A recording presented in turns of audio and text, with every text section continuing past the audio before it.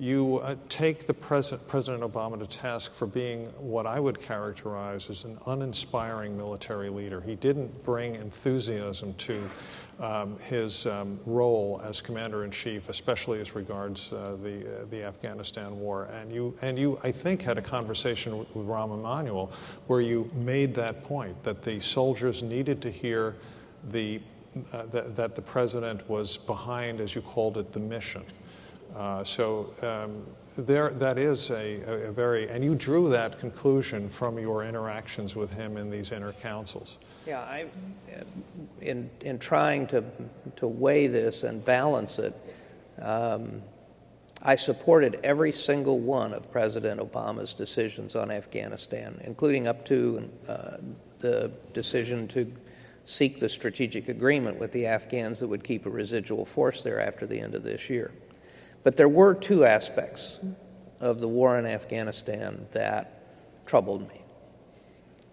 And one was the president's suspicion of the motives of the senior military, particularly when it came to their recommendations on Afghanistan.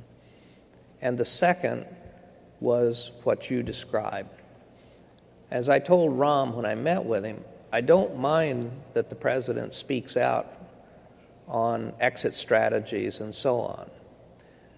But the troops need to hear from their commander, the person who is sending them in harm's way, that their cause is just and noble, and the mission is important for the country, and therefore their sacrifice is worthwhile. In the 2.5 years I worked for President Obama, he only did that once or twice. And I think that's one of the responsibilities of the commander-in-chief when he deploys men and women in harm's way, is that he be willing to speak publicly to why that is important and why their potential sacrifice is worthwhile.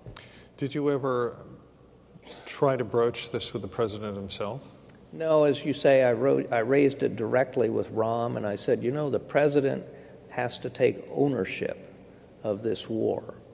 And I think on probably a few occasions, I mentioned to the president that he ought to go say more about why it's important to do this. But the interesting thing is, once he made this very difficult decision in November 2009, where he overrode the political recommendations of his vice president and all of his political advisors to approve this surge, there never was really, other than the initial speech at West Point on December 1st, there was really not any kind of a White House effort over the ensuing months for there to be any kind of a campaign with the American public to tell them why those decisions were important and why this cause was important.